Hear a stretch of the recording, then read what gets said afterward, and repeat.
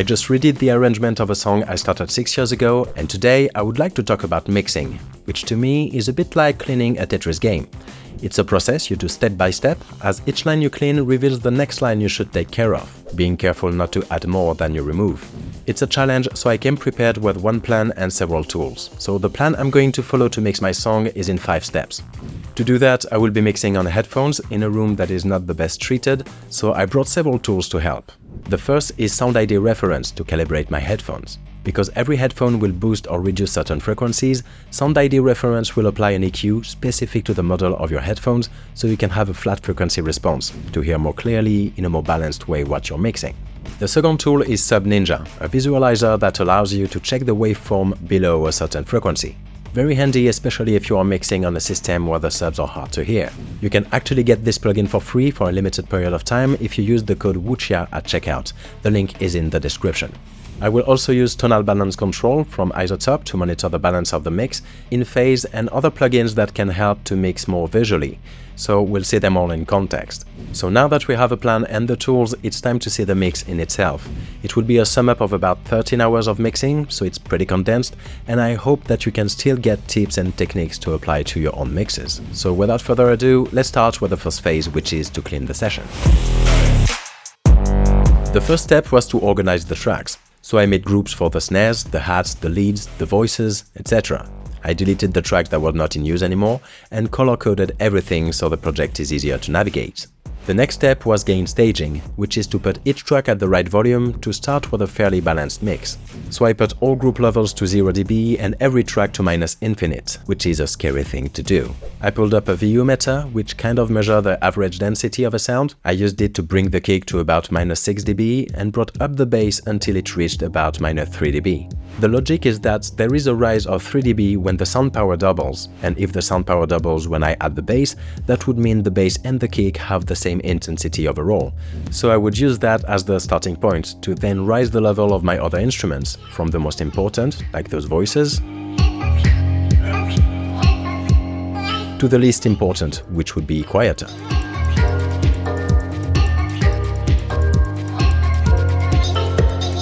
Now the last step was to cut the lows and the highs on each track in a way that was not perceptible. The goal was to remove residues that you couldn't hear anyways, but that could make things messy down the road. When you do that, be careful of the resonance of those filters, as they can boost frequencies unintentionally. That's why I prefer to use filters with a moderate slope for the very low frequencies. Once this is done, I could start to clean the bass regions of the mix. The bass regions being basically the kick and the bass, I started by checking if there were any phase issues between them and between the different bass layers. Because I have 4 bass layers in this project, the main bass that is here almost throughout the whole song, then in the middle part that I called the break, I have a primary bass, a second one to add grit, and a sub bass that I like to keep separated. So to check the phase issues, I used In Phase by Waves. To use it, you put it on the channel you want to correct, and you send the track you want to compare it to in its sidechain. Then you check this bar here. Yellow basically means the two signals are cancelling each other out in some ways, and blue means that they are in phase. So if you need to correct anything, you can flip the phase of the whole signal here, or you can add points to flip the phase of only certain frequencies. Honestly, my goal here was simply to try and get as much in the blue as I could. And there's a point where I messed up here, but we'll come back to that way later in this video. For now, here's a before and after these corrections.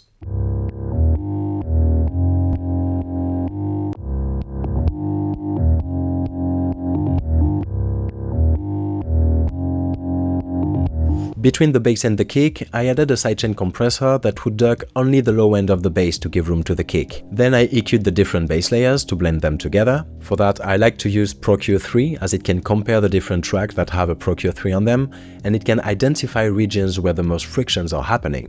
So I identified which layer was the main one for each region, and I lowered the others. Now the bass was taken care of, I moved to the kick. It had a pock-pock sound, so I lowered the mid-frequencies responsible for it, and I kept mostly the bass, so it's still heavy, and the clicky high tone, so it still cuts through the mix. Here's with a little bit of compression. Now is a good time to check these bass frequencies with SubNinja, which is an utility that allows you to visualize the waveform of your track below a certain frequency.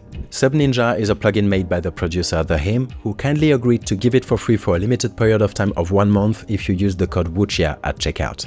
The link is in the description. Now, this is my first time using this plugin, so let's see how it works. On the top waveform, I'll activate the sub to have access to the filter, and I'll set it to see only what's below 70 Hz. So the top waveform is only what's below 70 Hz, and the bottom waveform is the full frequency range.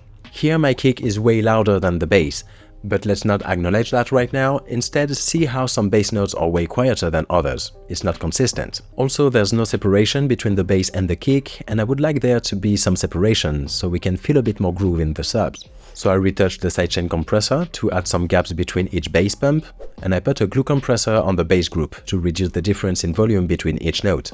This made the bass also a bit grittier, so I toned it down a bit.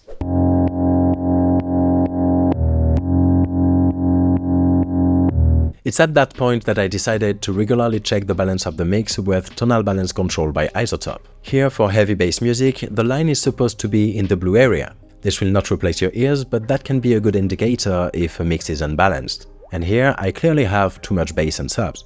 So I continued chasing resonant frequencies and ducked some low ends, and it's always kind of a game of cat and mice to balance those frequencies little by little. So now that the basses are finally done, it was time to move to the next section.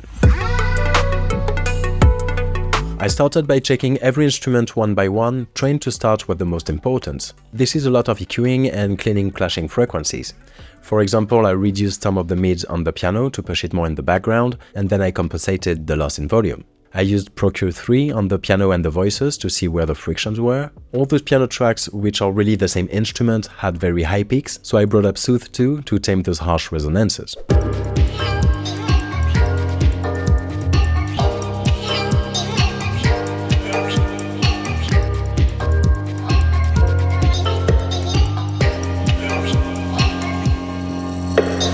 And then I did the same cleaning on the drum elements, like the claps had a nasty resonance in it. For the snare, I mainly retuned the different layers and EQ'd it until I had some snappy snare sound.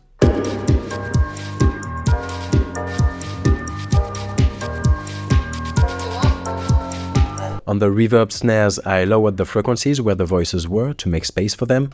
High-passed the hats, cleaned the rhythm noises of the break, and then, when I somewhat cleaned everything, I wanted it to bounce more, especially during the break section. I used a track spacer both on the bass and the lead, so they leave room for the rhythm noises. Track spacer is like a sidechain compressor, but it ducks only the frequencies that are from the sound in the sidechain, so I used that so the rhythm noises can sit more clearly over the bass and the lead. Then I used 2 sidechain compressors on the bass group, one to react to the heavy snare hits and one to react to the reverb snares to make it pump a bit more.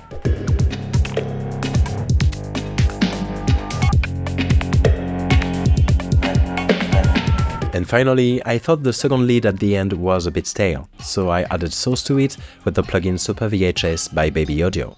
The magic button in the middle is kind of a chorus effect, plus I added some reverb, and then I dialed back the mix so the effect is more in the back. And I used the track spacer on it as well, so the voices can take over when they come in.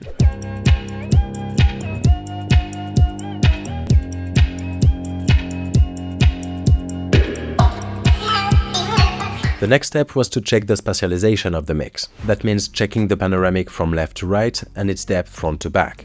When panning my instruments, I like to pan them at a maximum of 50%. Except if 2 tracks are dual tracking the same instrument, then I would pan them 100% on each side. And also, when I pan something left, I prefer to pan another element to the right to keep everything balanced. For example, I panned the first hi-hats to the right, so I panned the third hi-hats to the left. On some mono tracks, like the piano chords, I used wider to make it, well, wider, as it is a background element. And for the rhythm noises, I wanted them to be all around and moving, so I added an autopan on 2 of the layers to have them oscillate from left to right, but in opposite directions, so they always balance each other. And last thing, having too much panoramic in the bass is often considered a bad idea. So on the master, I used a mid-side EQ to make sure everything below 100 Hz was mono. Now, to manage the depth in the mix, I used reverbs and delays to push certain elements back. And I prefer to use reverbs on written tracks for that, so several instruments can go to the same reverb and they sound like they're in the same space. I already had a reverb which was a bit low in tone, so I EQ'd it, and I added a second written track with a more shimmery reverb. So the first one would push things back and the second one would add a little bit of sparkle. And I also used a compressor in a written track to pull some elements forward.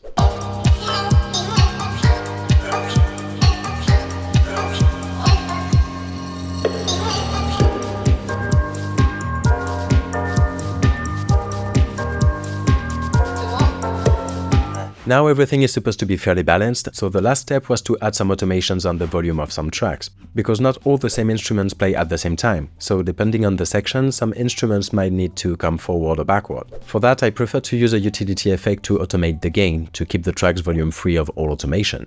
For example, I made the bass 4 dB louder in the last kick and bass part, and the volume goes back down as more instruments are reintroduced.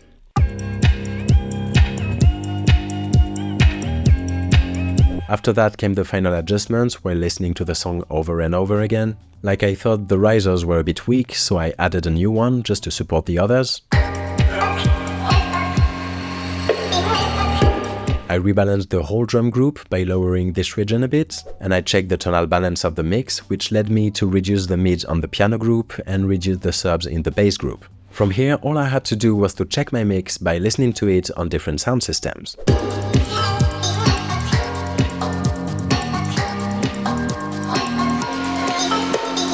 But first, I noticed the general volume had dropped significantly. So here I brought up Ozone, used the maximizer to bring the volume up and compress it just a little bit, and used an EQ to rebalance the mix according to the tonal balance control. This sounded okay in my headphones, and here's the point where I could lie and say the mix was over, and finish the video here, because after all, you've seen the whole process. But truth is, when I listened to it on my monitor speakers, I found it awful.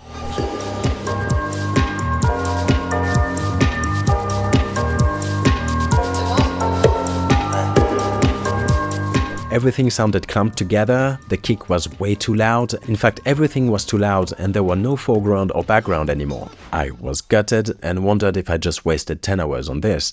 So I decided to go to sleep, take a few steps back and try again on a fresh day.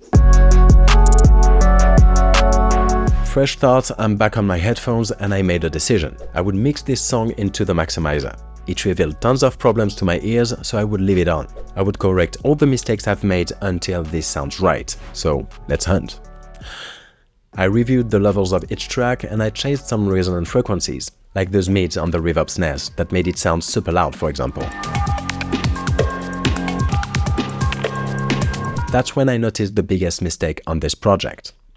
Question: in this section there is only one bass, then why do I hear a bass when I solo this track that has no MIDI clip here? Answer: this is because of this in-phase plugin. See, to check the phase of two tracks I had this stereo mix button enabled, so I could hear both tracks and compare them. But I didn't put it back to alpha channel only afterwards, so I was hearing the main bass from its own track and from this sidechain, and I spent 3 days mixing everything like this. I'm a freaking idiot. Luckily, turning up the volume of the main bass and rebalancing the other bass layers was enough to make it okay. Then I changed up some rhythms of the claves and hats to add groove, I changed the rhythm of the lead, mainly in the break, and I was still not a fan of the snare, so again I tuned down the layer that I found annoying, and then I realized the snare actually didn't need to be that loud at all. This should probably be a lot more in the background and blend more with the claves.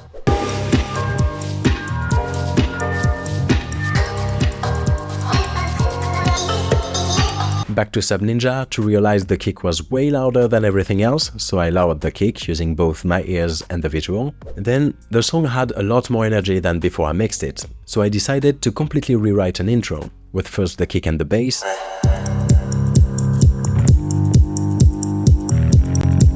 then introducing some hats like a classic techno track, and quickly introducing the piano and claves before going straight to the first section A.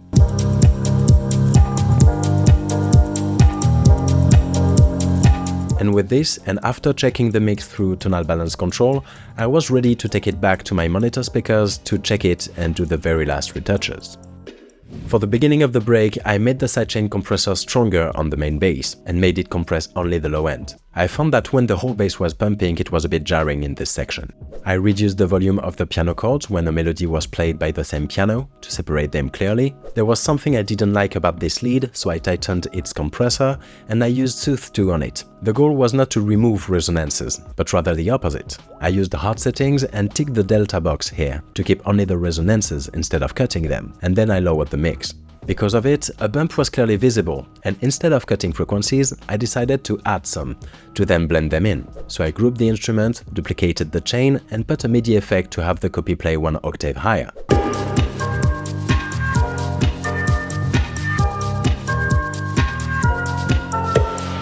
I was hearing some low resonance in the basses still, so I tuned them down.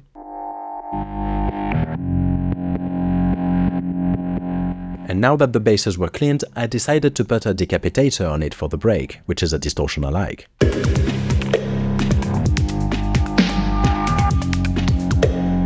Then I automated the gain of the master track on the second part of the break, so the break goes down ever so slightly over time, just to have more energy when the next part comes.